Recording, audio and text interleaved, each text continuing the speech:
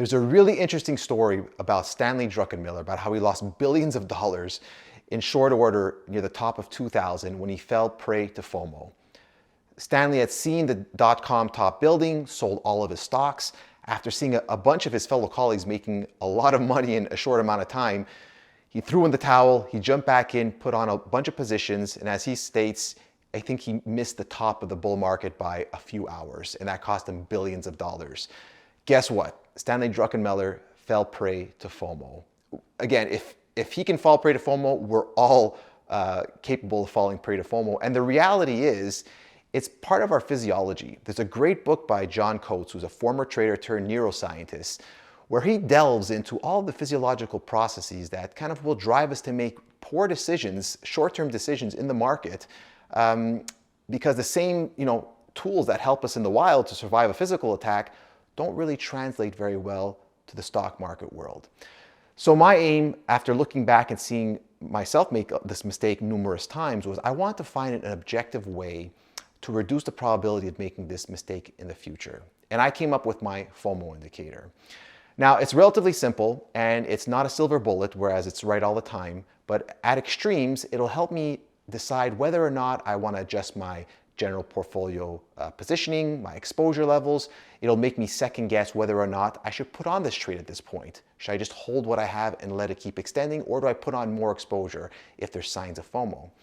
The way this indicator is constructed is relatively simple. It looks at the percentage of stocks on the NASDAQ or any index. You can select your benchmark. So the percentage of stocks in an index that are trading above their 5-day average. So for example, usually high readings are when there's 85% or higher, or 90% of stocks are trading above their 5-day average. In the short term, that's an extreme burst of buying, a lot of one-way momentum. Now, trends can persist for extended periods of time, but to see such one-way directional buying over 5 days is abnormal, because unless there's some kind of dramatic new catalyst that's pushing things. So I went back in time and I looked at a lot of my poorly timed entries, and a lot of them coincided when this was taking place. And that was really my way to identify that, hey, I fell prey to FOMO. Now, of course, because we're looking at a 5-day average as our indicator, the impact of this indicator is usually short-lived. I mean, it's not as if you see many stocks above their 5-day, this is a long-term bull market sell signal. The reality is I just want something to protect me from making those poorly timed short-term entries, which may not seem like a big mistake, but if there's too much size or you do it too often, it can get very, very costly. And there can be also the cascading effect of you buy too much too high in the short term. As your portfolio drops, then you sell maybe something else you should have kept, and you have this cascading series of bad decisions because you kind of fell prey to FOMO at the wrong time with too much of your portfolio. So with that context, let's jump to the charts. Let's look at a few examples of how I like to implement this. We'll look at some technology stocks. We'll even look at a gold stock. And I hope this will help you to kind of have a really nice objective way to second guess if you're just jumping in with the crowd. Let's take a look. For these initial examples, we'll be using the TrendSpider platform. I recently worked with TrendSpider to get this indicator into the platform. What's particularly nice about it is you can either select the broad indexes, like we're looking right now at the NASDAQ 100, but you can also look at individual industry groups, which we'll look at later in an example with a gold mining stock. For those who don't have TrendSpider, stick around the video. I'll show you where you can get the broad market data for free in TradingView or barchart.com. So let's get kicked off with ServiceNow, which is a large cap tech stock. And you can see the FOMO indicator in the bottom panel. The red line indicates when more than 85% of stocks on the NASDAQ 100 are above their respective 5-day averages. So again, that FOMO, almost every stock has been seeing some buying over the past 5 days. And the opposite side is whenever we're below 15, that means only 15% or less of stocks on the NASDAQ 100 are above their 5-day, showing more short-term fear, some little bit of panic, everyone doing some selling over the last week.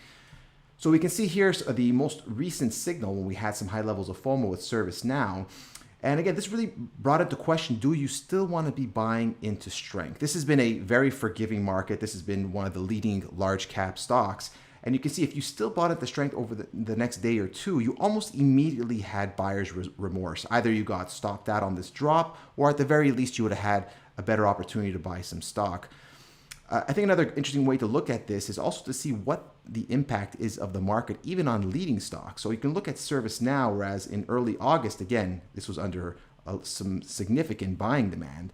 But once we hit FOMO in the market, the stock really didn't go anywhere for almost about a couple of weeks until that FOMO turned more down to a level of fear. And that marked the bottom of this sideways consolidation. And then you had that fuel to really push this into new highs. But now let's take a look at an example of a stock that doesn't have as many tailwinds and such a forgiving market, and something a little closer to what Stanley Druckenmiller experienced with his dot-com mistake. So here we have Upstart Holdings, which was one of the big winners at the end of the 2021 bull market. So you can see this here is October of 2021, just as the market was topping. And you can see Upstart really did top with the general market. And right around the end of this uptrend here, you can see we had high levels of FOMO, and that almost perfectly coincided with the peak in Upstart.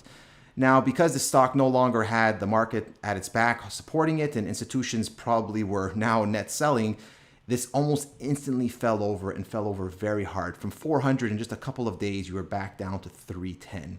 And what's interesting is once this entered more into a pattern of distribution by large funds, every time there was a little bit of FOMO in the market, this stock almost immediately peaked and then rolled over.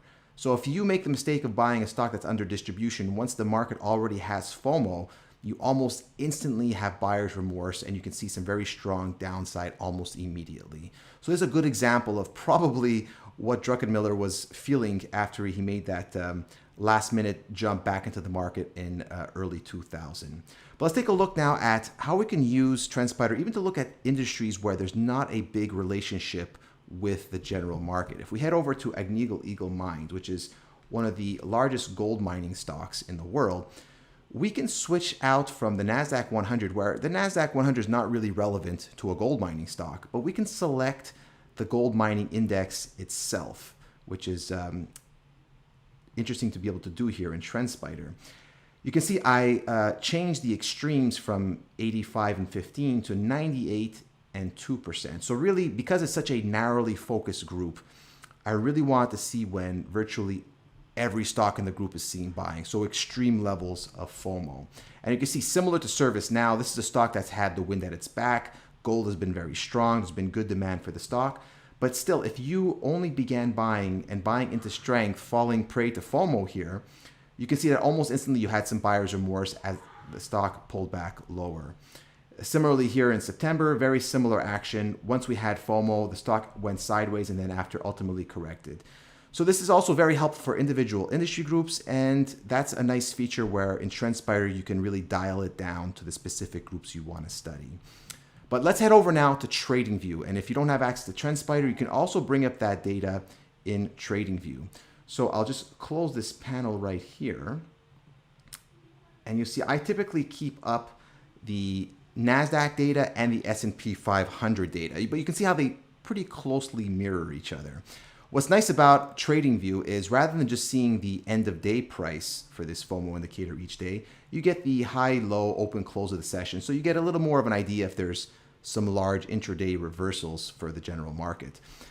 But the way you want to add this to your chart, unlike TrendSpider, this is not an indicator in TradingView. You have to add it as a symbol. So you would come over to the plus key, you can type in NCFD for the NASDAQ, and you can add it as a new pane, and you'll see that pop up here at the bottom. You can then switch that over if you would like. You can double click on the indicator, select bars, and you'll have the bar data. You can add the overbought and oversold manually on the side to whatever levels you'd like. I usually use 85 and 15 like I mentioned. You can do the same action with the S&P 500 if you'd like, and there the symbol is S5FD. If you don't want to use a charting tool and you simply want to get the data throughout the trading session, you can head over to barchart.com and you can type in those same symbols, NCFD and S5FD, in the search box, and you'll get the data that comes up. You'll get a small chart. And throughout the session, this is actually updated. I believe is updated delayed. So there's, I think, a 15 or 20 minute delay. But you can get an idea throughout the session how stocks are acting. So another nice way to be able to track that for free to see how it's doing. I would like to bring up just one last example of how I would not want to use this tool. If we hop back over to TrendSpider and we bring up GE Vernova, this has been one of the strongest stocks in the market. Let me just put back the NASDAQ 100 for comparison purposes. And I was recently on the show Making Money with Charles Payne on Fox Business News, and we were discussing, this is one of my top stocks that I was watching. I believe there's just a massive electricity transformation, a grid transformation to power these AI data centers. And if you take a look at the stock here, you can see we got high levels of FOMO in September. But does that necessarily mean you need to sell this stock? Like we saw with ServiceNow and at Agnico Eagle, if the stock is under tremendous demand and it's a leader in the market, you may want to pass in the short term from buying into strength, but you don't necessarily need to sell that specific stock. What I prefer to do, and what I did do, is instead I like to look at my portfolio and say, how is my overall exposure levels? Am I on margin? Do I have a little bit too much exposure where I would feel uncomfortable if there's a pullback? And I always look to sell my slowest or my weakest performing companies. That way I keep those that are under high demand and I sell those that are not under high demand.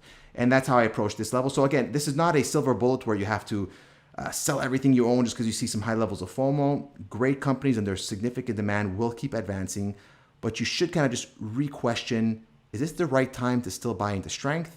And what is my overall exposure doing? Sometimes there's always an exception to the rule, but by and large, I found buying into strength when we have FOMO usually doesn't really work out very well. So I hope this tool can help you prevent from losing billions of dollars like Stanley Druckenmiller did in the year 2000 by falling prey to FOMO. It's something I track now on a daily basis, and I found it incredibly helpful. If you'd like to learn more about this tool and different kind of work I do, there's a lot of free resources available at carusoinsights.com. You can also follow me on Twitter at trader_mcaruso or subscribe to my Substack, where I release regular articles about different educational topics related to investing. Thanks for tuning in. Talk to you soon.